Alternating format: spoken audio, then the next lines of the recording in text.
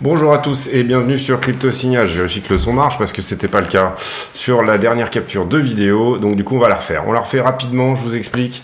On va parler du funding principalement. On va assez peu parler de news encore une fois parce qu'il n'y en a pas énormément. On va faire une petite analyse Glassnode, je pense, un petit peu de ce qui se passe au niveau de la journée d'hier, notamment du côté des baleines, etc. Et surtout on va parler des spreads. Les spreads qui va devenir, je pense, un sujet important dans les prochaines vidéos, tout simplement parce qu'il repasse positif et vous allez voir pourquoi c'est important. On passe en partage d'écran, j'en profite pour dire à ceux qui le souhaitent de ne pas hésiter à s'abonner, venir nous rejoindre sur le Discord, mettre un like, un commentaire d'encouragement, ça fait toujours plaisir, etc. N'hésitez pas également à aller vous balader sur les liens d'affiliation de la chaîne. Non pas que j'essaie de vous vendre quelque chose ou quoi que ce soit, mais ça peut être un bon moyen pour vous de rétribuer le temps passé à faire tout ce travail d'analyse. Donc du coup, on est là sur BTC face au dollar. Toujours dans ce gros W en 4 heures. On va d'abord commencer par l'analyse en petite time frame, mais il faut toujours d'abord jeter un coup d'œil un peu sur la structure. La structure, qu'est-ce qu'elle nous dit? Là, on est en 4 heures, vous le voyez, elle nous annonce déjà une correction. Vous le voyez, on commence un petit peu à temporiser dans la zone, ce qui est plutôt une bonne chose. Vous voyez ici la somme de toutes les divergences, notamment en 4 heures, etc. Donc tout ça, ce sont des choses qui vous disent, attention, ça va temporiser. Dans ce type de correction, moi qui trade dans des toutes petites time frames et avec des leviers assez conséquents, personnellement, j'évite d'intervenir. Donc j'attends qu'il y ait une résolution et une fois que j'ai une structure claire, à ce moment-là, je me permets de re-rentrer. Personnellement, j'irai plutôt chercher ici, voilà, le 15 minutes pour essayer d'un peu mieux voir la structure, de ce qui va se passer en 4 heures. Potentiellement un flag, vous le voyez, mais pour le moment, rien de confirmé. Vous le voyez ici, un flag ou un range, comme vous voulez, vous l'appelez exactement comme vous voulez. Il n'y a pas de souci avec ça. Petite seconde. Donc potentiellement un flag, mais on n'en sait rien en réalité. Ça peut repartir up, ça peut repartir bas. On ne sait pas pour le moment ce que va nous donner cette structure. Pour ceux qui sont dans des time frames sur des trades beaucoup plus longs, beaucoup plus grands, etc. Bien évidemment, le conseil c'est de remonter votre stop loss petit à petit et d'essayer de grignoter un maximum de profit. Pour ceux qui tradent le 1 minute, etc. Là théoriquement vous êtes sorti de ce trade en principe et vous attendez la fin de cette correction pour éventuellement repratiquer une entrée. Par exemple, si on valide un flag ici, par exemple, tentez le bas du flag si vous avez vraiment un risk management extrêmement, extrêmement serré, voilà, avec des stop loss extrêmement serrés, là ça peut valoir le coup, voilà. Mais sinon, ne rentrez pas là-dessus si vous tradez, en tout cas les petites time frames, les trades qui se passent dans la journée, etc. Pour le moment, on attend une résolution de tout ça. Du coup, on va descendre en time frame. J'ai dit qu'on avait monté, mais c'est pas le cas. Désolé. Donc du coup, et là, on regarde le 1 minute. 1 minute, plus ou moins la même chose, on va dire. J'ai peut-être une analyse un peu plus détaillée ici, voilà. Globalement ici, qu'est-ce qu'on voit? Et ça c'est intéressant, gros triangle ascendant, pourtant c'est une figure bullish mais elle casse bearish ici, d'accord. Donc ça c'est hier, il y a eu une bataille un petit peu entre, on va dire, le spot et les dérivés, c'est ce que je vais vous montrer tout à l'heure sur les spreads. Ici pareil, on a un fanion baissier, enfin on a un triangle symétrique de creux qui n'atteint pas sa target, mais il casse effectivement en bas, mais il n'atteint pas sa target. Vous le voyez ici, la target c'était tout simplement le report de la figure entière à sa ligne de coup. Ici on a un flag qui nous aurait annoncé une target qui a été atteinte ici largement. Ici on a un autre flag qui nous annonçait ce up là. Donc ça c'est bon. Maintenant, qu'est-ce qui se passe entre ça et ça? C'est difficile. C'est difficile. On pourrait éventuellement ici se dire que on est en train de faire quelque chose de symétrique ou quoi, mais bon, pour l'instant, pas vraiment de résolution, si ce n'est que ce qu'on peut regarder, c'est effectivement en 1 minute, comment est le funding sur cette figure. Est-ce que cette figure, elle est shortée ou est-ce qu'elle est longuée, tout simplement? Il faut faire une analyse du funding sur la figure. C'est ce qu'on va faire tout à l'heure. Néanmoins, on va d'abord jeter un coup d'œil chartiste à Ethereum. Et sincèrement, sur Ethereum, la structure est à peu près chirurgicalement la même. Donc, on va même pas le faire. Globalement, enfin, vous avez, je vais vous donner peut-être les points de support, résistance, etc. Mais vous voyez, les structures sont strictement identiques. Je veux dire, on va pas, c'est pas la peine. Elles dévient un tout petit peu, etc. Ici, on voit effectivement une, une symétrie, donc on pourrait se dire qu'en fait ça va désormais faire ça, pourquoi pas, c'est-à-dire une homothétie, je crois qu'on appelle ça comme ça, quand c'est symétrique mais inversé, je sais plus exactement le nom, mais il me semble que c'est ça. Voilà, Ethereum contre BTC, bah, pour le moment pas vraiment de résolution non plus. On est ici, on a cassé quand même, on a cassé une résistance, oui. Là, j'ai dû la décaler sans faire exprès, mais vous aviez ici, par exemple, une résistance. Là, on est en train de la retester. Vous voyez qu'on dévie dessous et puis on repasse. Peut-être que ça va passer, peut-être pas. Toujours sur Ethereum, on sera vraiment attentif quand on va arriver ici dans la zone. C'est une résistance historique, Ethereum contre BTC, qui date depuis 2018. On a dépassé par-dessus, mais elle a jamais vraiment pété comme il se doit. Donc on va voir si effectivement ça se met en place. Si jamais ça se met en place, ça se ferait potentiellement sur la base de ce triangle ascendant là, qui désormais arrive à son terme et qui est prêt à casser, c'est-à-dire 1, 2, 3. Là on a la 4 et potentiellement que la 5 nous donnerait la cassure. Potentiellement, triangle ascendant sur Ethereum BTC, intéressant. Ensuite, on va aller sur justement la liquidité, les spreads, etc. Donc vous comprenez que ce qu'on regarde ici en 1 minute ou 5 minutes, comme vous voulez, si vraiment le 1 minute vous fait peur, voilà, on regarde ça. Et en gros, on va faire une analyse de liquidité sur le 1 minute et on va également la transposer dans le temps sur des timeframes plus grandes. Ici, donc, on est sur BTC en 1 minute et on regarde les spreads.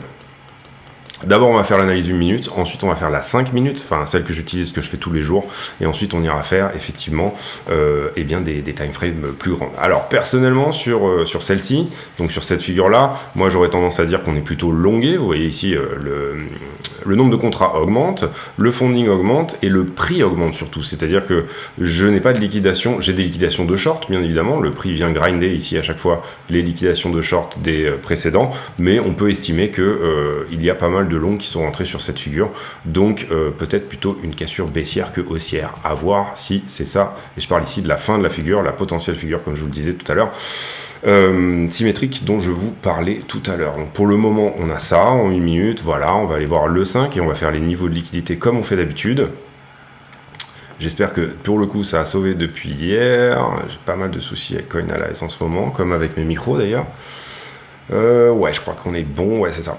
Donc du coup, qu'est-ce qui s'est passé là? Globalement, le marché ferme du short, donc théoriquement ici c'est à peu près normal que, vous le voyez ici sur les fermetures de contrat, que le funding augmente. Ça n'a rien d'alarmant, ça veut pas dire que c'est un énorme retour des longueurs, etc.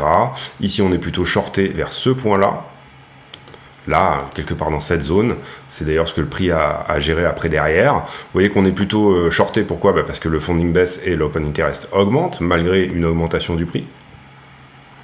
Et donc du coup après qu'est-ce qui se passe? Pour l'instant latéralisation, on a quand même plutôt du long qui rentre visiblement puisque le prix est stable aussi. Donc là on avait du long, le prix s'occupe d'abord des longues, fermeture de contrat ici, donc forcément le funding descend, tout ça n'est pas un mouvement shorter pour le moment, enfin pour moi dans ce que je vois, on a eu peut-être légèrement un short juste avant, non même pas, c'était du long ici, vous le voyez là, donc ce point-là avait été longué. On dévisse après vers le bas, sur cette partie-là, on a plutôt des longueurs qui sont rentrées, mais vous voyez qu'ils ont été liquidés juste après, et on a ici une fin de mouvement de longue, et plutôt du short, donc en fait, le prix fait son taf. Vous le voyez là, quand je vous dis une fin de mouvement de long, parce que ça veut dire, là on avait du long, on avait du long, le prix fait son taf, il vient les chercher. Ensuite, ici, on enclenche du short, donc du coup, le prix fait son taf, il vient chercher également ses shorters. Après, là, ici, peut-être pas mal shorté sur ce point-là, mais pas énormément. Et puis, depuis, on enclenche un grand mouvement de short, vous le voyez ici, funding qui descend. Open interest qui augmente et pourtant le prix reste latéral. Qu'est-ce que fait le prix? Du coup, il décide d'aller chercher les liquidations en haut et en bas. Donc du coup, on peut enlever ce point-là. Est-ce que ce point-là en particulier a été shorté? Pour moi, pas tellement. Non, pas tellement. Non, pas très légèrement, mais voilà, ici vous comprenez qu'on ferme plus du long sur ce mouvement-là, mais sur le top vraiment en particulier, je vois pas de réel. Non, on voit même plutôt une augmentation. Donc le prix fait son taf, il vient chercher les deux. Ensuite, qu'est-ce qui se passe? On est sur de l'augmentation, mais diminution du funding, alors que le prix reste stable. Donc tout le début de cette figure-là était shorté. Donc on peut estimer ici que par exemple, on a un point à prendre ici en haut de la figure qui est là. Et puis, depuis, qu'est-ce qui se passe là-dessus? En fait, on a beaucoup de longues qui rentrent ici, sur ce bottom, je pense. très légèrement au-dessus, plutôt par là. Donc à l'instant on est en train de resserrer, on va dire, les enjeux et on est vraiment sur quelque chose qui peut nous dire que on va peut-être s'installer dans un range. C'est ce qu'on va voir également, et j'ai oublié de vous en parler, mais si jamais on regarde ici, on fait une petite analyse Elliott rapide sur le 4 heures, sur je pense que c'est cette charte là, on va voir. Alors Elliott n'est pas un système de prévision de prix. Elliott vous permet de faire un scénario et de voir s'il se réalise, et en fonction de ça d'établir des potentiels plans. Pour moi ici c'est forcément une 3 ou quelque chose comme ça. Voilà, on est potentiellement même dans une 3 d'une 3, c'est-à-dire un mouvement assez impulsif. On voit qu'elle se fait en extension, il y a beaucoup de vagues dedans, des corrections très fines, très petites, etc. Donc c'est un mouvement qui est réellement impulsif. On voit ici une 2 qui a corrigé convenablement. Ici une 2 qui a beaucoup corrigé, donc une 2 dans une 2. Et puis ensuite, qu'est-ce qu'on a? On a l'extraction haussière. L'extraction haussière qui, pour cette 3, théoriquement, devrait toucher les 1.618 de Fibonacci. Enfin, c'est un objectif théorique. Donc du coup, ça pourrait nous dire, on peut regarder la vague du dessus, qu'est-ce qu'elle nous a donné pour l'instant, qu'est-ce qu'elle peut nous donner du moins. Et vous voyez que, je vais bien vous mettre ce point-là. Voilà, on est pile à l'objectif théorique de cette 3. Donc théoriquement, cette 3 a fait son taf. Globalement, on arrive aussi dans la zone du précédent top. Donc globalement, c'est un peu normal que le prix temporise ici. Niveau psychologique qui a été breaké, c'est les 20 000. Le gros chiffre rond, qui nous dit que peut-être il va y avoir besoin de retester ce chiffre-là. Donc moi, j'irais plutôt sur un retest des 20 200 pour le moment, de ce que je vois. Mais on pourrait dévier ici à 20 000 sur cette 4-là. Donc pour moi, on va s'installer dans un range. Pour moi, c'est une possibilité. Encore une fois, c'est mon scénario potentiel en Elliott. Un range entre les 21,5 et les 20 000. Attendre un petit peu avant de voir si c'est vraiment ce qui s'installe là, mais je vois pas vraiment de tendance au niveau du funding qui puisse nous dire ça va par là ou ça va par là. Ensuite, les spreads, et oui, parce que j'ai repassé là sur pourquoi je pense que le prix va ranger. Vous avez compris que c'est par rapport à la liquidité. Les spreads, c'est très important ici de comprendre ce qui est en train de se passer sur les spreads. Ici, vous voyez cet indicateur rose là, c'est en fait la différence entre le prix du spot et le prix des dérivés. Si ce spread est négatif, ça veut dire que la demande sur les dérivés est plus forte que celle au spot. Si le prix est positif, si le spread est positif, ça veut dire qu'on a plus de demandes sur le spot que sur les dérivés. Concrètement, si vous allez voir sur les charts, excusez-moi, ça va être ça. Par exemple, en ce moment, on est en spread positif. Vous voyez ici, j'ai le BTC USDT qui est à 796. Et sur Binance, on est à 806, mais 800. Donc là, on est en spread très légèrement négatif pour le moment. Mais il faut comprendre ici que un passage des spreads dans le monde positif est très intéressant. Très intéressant comme visuel. Là, vous avez, je pense que c'est la différence entre le spread de Binance et le perp de Binance. Et en gros, vous avez effectivement un prix qui est plus important au spot. Ça veut dire que la demande est plus importante au spot. Quand on regarde le CVD spot, on risque de regarder des mouvements, on va dire, manipulés de liquidité, c'est-à-dire le CVD, c'est cette droite-là qui nous donne un cumulatif volume delta, je crois que c'est ça. Donc c'est quelque chose qui évolue en fonction de ce que vous regardez. Vous voyez que là, ici, si j'augmente la droite, on va voir quelque chose de différent. Et en gros, le CVD spot, il va vous dire plus ou moins... quelle est la demande au spot? Oui, mais aussi en intégrant quand même la demande entre guillemets de manipulation qui va essayer de faire monter ou baisser le prix pour aller chercher les stops des shorters ou les stops des longers. Donc ce qu'on appelle ici une chasse au stop. Quand vous prenez un contrat sur les dérivés, vous le prenez avec quelqu'un. Vous le prenez avec quelqu'un qui en général a beaucoup d'argent. Vous le prenez contre quelqu'un plutôt qui a beaucoup d'argent. Donc du coup, c'est une personne qui est en costard lambeau et qui a le stack. Quand je dis le stack, je fais une analogie avec le poker parce que je trouve qu'en trading, il y a beaucoup de choses qui sont proches du poker. Par exemple, votre point d'entrée et votre stop loss sont les deux cartes que vous avez dans les mains. Voilà, pour moi, qui est assis à la table, vous avez un stack beaucoup plus petit que tous les autres, donc il faut jouer avec la bonne équipe. Il ne faut pas jouer contre les gros stacks parce que sinon ils vont vous arracher. C'est pour ça que j'ai tendance, moi, à aller plutôt dans le sens de la liquidité pour essayer d'être, entre guillemets, dans la bonne équipe, celle des costards lambeaux. Donc voilà, ici spread positif c'est important, on a eu un pic d'ailleurs assez important sur ce mouvement-là, et c'est important de comprendre qu'est-ce que ça veut dire des spreads positifs ou qu'est-ce que ça peut vouloir dire. On remet du conditionnel ici parce que c'est important de garder les choses au conditionnel. Donc du coup je vais me mettre en 6 heures, je vais vous montrer d'autres épisodes. Là vous voyez qu'on a passé une grande période dans des spreads négatifs. Et ce que je vais vous montrer, c'est les épisodes précédents. On va passer en 12 peut-être, on aura peut-être quelque chose de plus propre et de plus long. Voilà. Des spreads positifs, ça veut dire qu'on peut avoir un funding très fort, très important, donc beaucoup de longueur, avec ici des spreads qui sont positifs. Et donc du coup, aller dans un leveraging, vous le comprenez, le nombre de contrats ici, il est beaucoup plus long que short, et je vais vous montrer, voilà, ça c'est 2020, c'est la même chose, c'est-à-dire qu'on avait tellement de demandes au spot que finalement le funding accepte d'aller dans le vert parce que ça coûte trop cher de faire dévier le prix, de le faire défoncer, et quand effectivement la demande au spot elle s'essouffle, là on le voyait sur des grosses divergences weekly, ce genre de choses, quand la demande au spot elle va s'essouffler, c'est à ce moment là qu'on va faire le mouvement de liquidité pour défoncer tous les gens qui avaient leur stop de longueur garé dans toute cette zone. Donc c'est relativement simple de comprendre que ça veut dire que des spreads positifs peuvent nous emmener dans un domaine où finalement il n'y a pas vraiment de raison, c'est un peu irrationnel, et on peut, ici on va accepter la déviation de gros funding, c'est-à-dire un funding qui devient extrêmement vert comme ceci, et surtout la question c'est est-ce qu'en ce moment, il y a déjà trop de leviers ou pas? C'est un peu ça la question. Vous voyez que je vous ai dessiné là le range au niveau de l'open interest, donc le nombre de contrats en circulation. Vous avez un range ici en haut, en bas. On a tendance ici à reprendre du levier, à les laisser se faire reprendre. Et on a tendance, quand on est en haut de ce range, à déleverager, à tout simplement nettoyer les leviers. Pour le moment, vous voyez que on a tellement nettoyé ici sur ce up là, que finalement, on est plutôt en bas de ce range. Donc on peut accepter ici peut-être, j'essaye vraiment de l'idée que le prix va nous emmener dans quelque chose d'un petit peu irrationnel. Ça veut pas dire que le point d'entrée est bon, c'est-à-dire que ça, il faut surtout pas rentrer là-dessus si vous souhaitez rentrer. Pour le moment, il faut attendre une vraie correction pour éventuellement avoir une structure et en payer le bas pour jouer une continuation si c'est le cas. Toujours avec un risk management.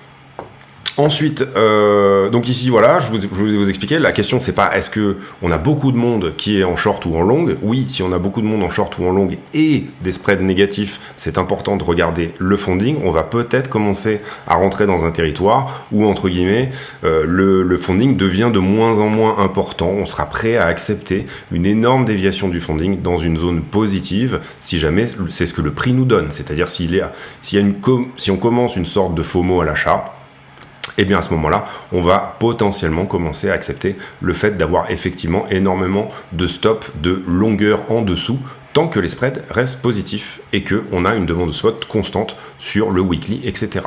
Très important à comprendre, ça c'est un point vraiment potentiellement important, puisque je vois beaucoup de gens qui utilisent CoinAlyze mal, et je vois beaucoup de gens qui aussi ne tiennent pas compte des spreads, et ça c'est important.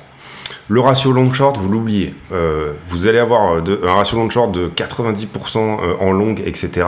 Moi, je le mets même pas. Vous voyez sur ma charte, je ne le mets pas parce que ça vous donne un signal foireux que effectivement on est surlongué. Donc voilà. Pour le moment, moi, mon analyse c'est ça. C'est on pourrait s'installer dans une FOMO. On a peut-être des petits signaux que ça nous dit que peut-être ça va être le cas. Si c'est le cas, tant mieux. Donc on part pour un rallye plus important. Si jamais on fait juste 2-3 jours de spread positif et qu'ensuite on revient dans des spreads négatifs, à ce moment-là, bien évidemment, on ne tiendra plus compte de ça et on reviendra beaucoup plus travailler la liquidité, essayer de réfléchir si tout ça doit être pris ou pas, etc. Mais en termes de spread, c'est très important de comprendre ce que je viens de dire. Les news, sincèrement, pas beaucoup de choses. Peut-être juste une news ici. Non, même pas. 0,5% de la population qui possède du Bitcoin, visiblement. Une personne sur 184. Le Bitcoin qui reprend les 20 000 $, mais ça, je suppose que vous êtes au courant. Donc voilà, pas vraiment de news aujourd'hui. Désolé de passer assez vite. Je sais qu'il y a eu des news par rapport à FTX, un potentiel reclaim, une façon de potentiellement récupérer ici une partie de l'argent qui est dessus. Je crois que il y a des sites spécifiques pour ça, donc renseignez-vous. Ensuite, la semaine prochaine, qu'est-ce qu'il y aura comme info? Bon, on regardera ça demain, je pense, parce qu'il y a pareil, pas grand-chose à dire. Notre ami, la baleine numéro 3, qui, je pense, n'a pas vendu, et ici, n'a pas vendu non plus. Donc, du coup, ça, c'est peut-être pas trop mal pour se dire que on pourrait éventuellement jouer une continuation. Voilà, du coup, on a fait le funding et l'open interest. On va désormais aller faire Glassnode avec le prix réalisé, notamment ce qui m'intéresse beaucoup en ce moment, le Realized Price. Qu'est-ce que c'est que le Realized Price? C'est, on va compter la somme des gens qui ont du Bitcoin et on va compter le prix où ils l'ont acheté la dernière fois. Il y a peut-être 160 gigas de blockchain qui est analysé par Glassnode, qui est toute la blockchain, et du coup ils ont toutes ces informations-là et ils en font bien entendu des statistiques qui nous intéressent. Le Realized Price, c'est donc le prix moyen où tout le monde a payé ses Bitcoins.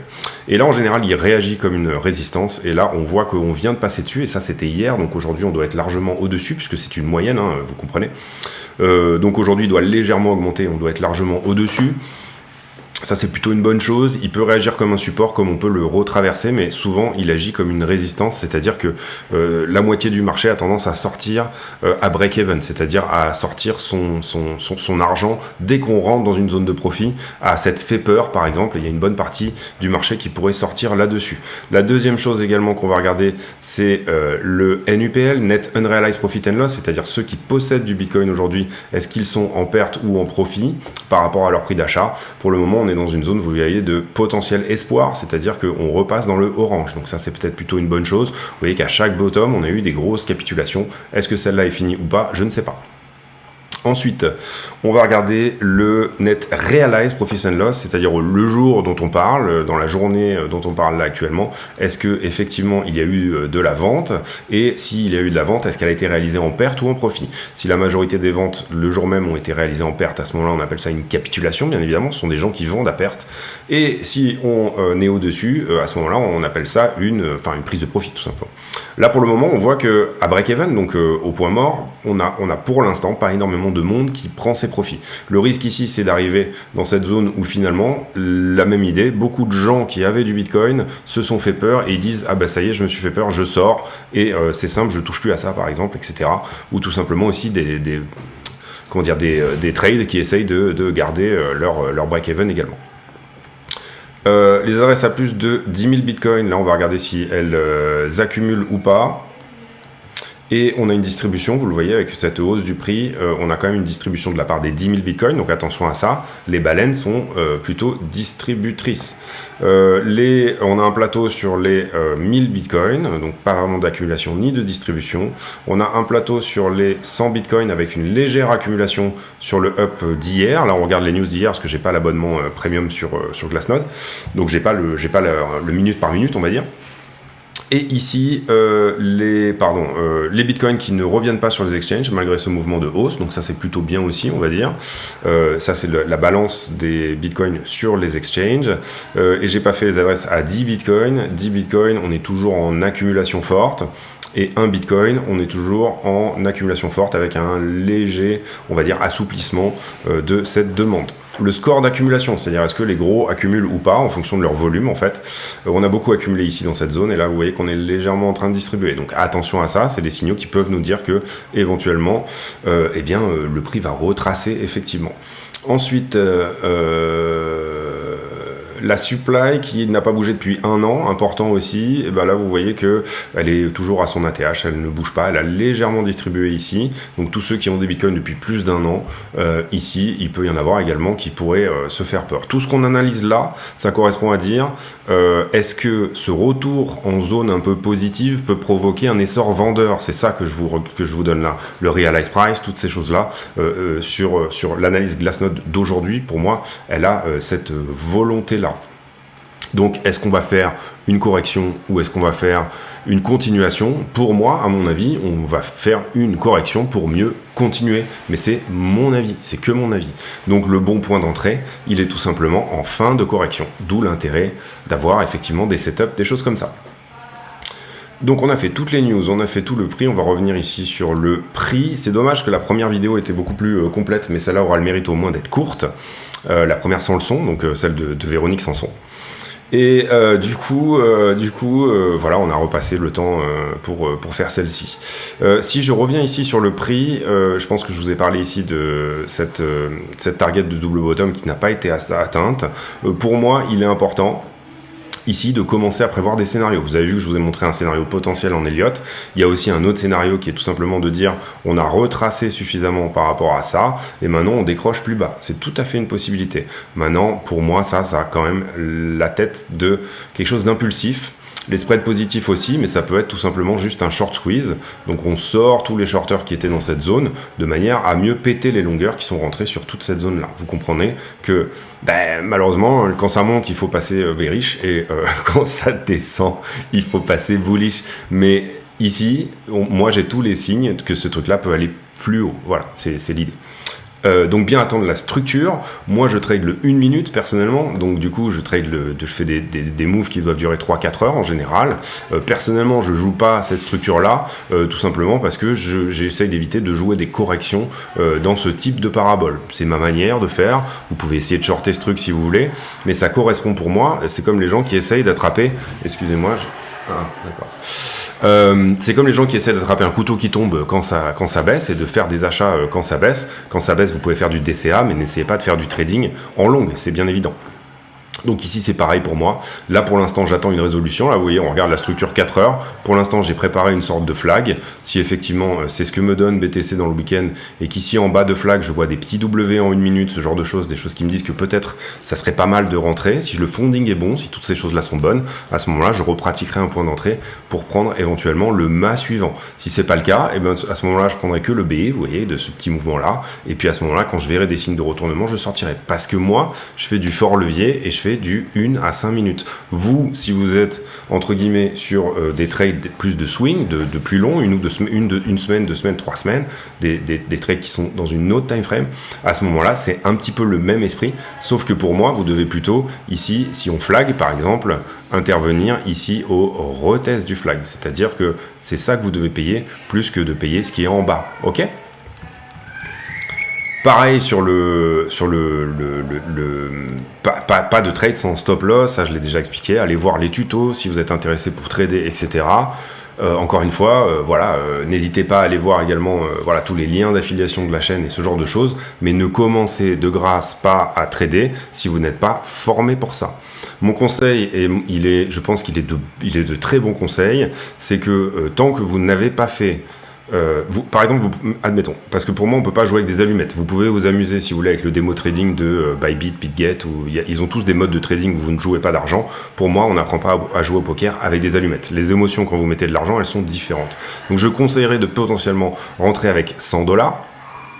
Et puis, une fois que vous avez fait 50 trades, vous faites un point, parce qu'il faut documenter vos trades, vous faites un point sur c'est quoi mon win rate, combien de trades j'ai joué, combien en short, combien en long, quel était à chaque fois mon état d'esprit, etc. Pourquoi ça a marché, pourquoi ça n'a pas marché, voilà, ce genre de choses. Donc du coup, à partir du moment où vous avez ça, 50, 100 trades de documenter, si jamais vous êtes passé à 200$ et que du coup vous avez un win rate d'à peu près, admettons, 40%, quelque chose comme ça, ça veut dire que vous avez un très bon risk management. Ça veut dire que du coup, vous avez, je vais vous montrer, parce que j'ai ouvert un compte pour la chaîne, si je le retrouve, ça doit être là. J'ai ouvert un compte pour la chaîne au 20 décembre. Donc du coup pour faire les tutos, etc. J'ai mis un demi BTC dessus et j'ai commencé à trader avec. Alors je m'en occupe un peu moins que mon compte perso, mais je prends pas mal de trades. J'ai pris dessus 40 trades, d'accord ? Vous le voyez là j'ai pris 40 trades. J'ai mis un demi BTC au départ et pourtant vous le voyez, on est à 0,77 BTC. Donc j'ai pris 50% sur ce compte-là et comprenez bien ici qu'est-ce qui s'est passé. J'ai un win rate de 35%. Ça veut dire que je perds 2 fois sur 3 mon trade, d'accord ?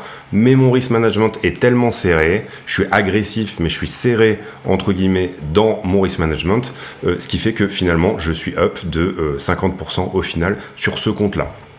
On voit que, et c'est là que l'exemple pédagogique, je pense, est très bon, j'ai commencé par perdre 7 trades à la suite, d'accord ? Donc ça veut dire que si vous n'avez pas de risk management, vous allez fumer un compte de trading. Vous allez prendre vos 100 balles, vos 100 premiers balles, vous allez les fumer. Après, vous allez réfléchir pourquoi je les ai fumés. Eh bien, parce que j'avais pas stop loss à 2%, parce que j'avais pas ceci, j'avais pas cela, j'ai été trop j'ai été trop avide, ou alors j'ai eu trop peur, mais en tout cas vous allez développer petit à petit une habitude de votre logiciel de trading, une habitude également de vos setups, de vos choses, de nana, etc. Et personnellement, j'aurais tendance à dire, commencez avec 100 balles. Quand vous avez fait 200 balles, comment dire, à ce moment-là, vous pouvez réfléchir à peut-être mettre un peu plus, 600 euros, 800 euros, j'en sais rien.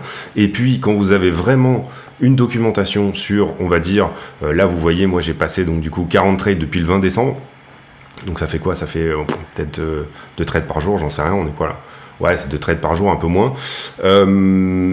C'est pas un compte qui est extrêmement actif, pourtant, vous le voyez, il prospère, et ce, malgré énormément, et mon win rate, il va monter, hein, là, je le sais, c'est-à-dire que j'ai commencé par une mauvaise série, j'avais vraiment un win rate tout pourri, et puis petit à petit, il va monter, il va monter, il va monter, on va probablement arriver autour des 50, et parce que là, il est effectivement parti d'un niveau de pourcentage extrêmement bas, mais petit à petit, il va monter autour de 40-50, et vous verrez que le nombre de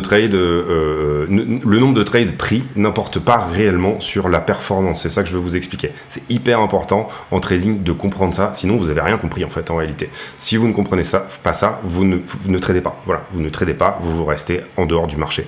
La vraie logique, c'est tout simplement d'avoir cette logique à chaque fois. Je rentre, que ça soit des forts leviers ou pas, je m'en fiche, mais je mets 2% de mon capital de trading entre mon point d'entrée et mon stop loss, avec un plan, une structure, une localisation et un peu de momentum derrière moi, si possible, les liquidités. Voilà, pour moi, c'est mon système. Après, vous faites comme vous voulez, pour votre système à vous. Je me rends compte que l'image est décalée, là, je sais pas pourquoi. Je vais essayer de vous remettre ça.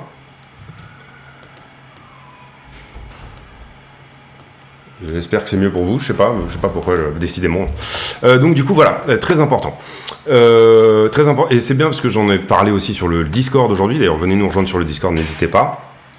J'en ai parlé sur le Discord aujourd'hui, c'est exactement le très bon exemple. Finalement, c'est bien que je sois rentré en perdant 7 trades de suite parce que ça vous montre que, j'ai perdu sur ce compte 2 trades sur 3, pourtant il est up de plus 50%. Extrêmement important de comprendre la force du risk management.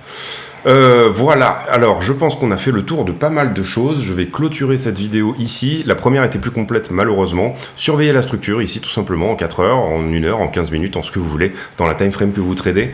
Personnellement, je ne saurais que vous conseiller d'aller voir également les time frames 5 minutes, etc. et de ne pas hésiter à affiner vos analyses en allant un petit peu plus loin. Si vous n'êtes pas du tout dans le délire chartisme, si vous faites du SF2P, 2X, MN 223, j'en sais rien, même chose, je veux dire, de toute façon, choisissez votre système de trading, celui qui vous convient, celui avec lequel vous êtes à l'aise. Pour moi, un système de trading, il vous aide, et je vais encore parler longtemps, mais voilà, il vous aide en fait à vaincre une des peurs en trading qui est la peur de perdre.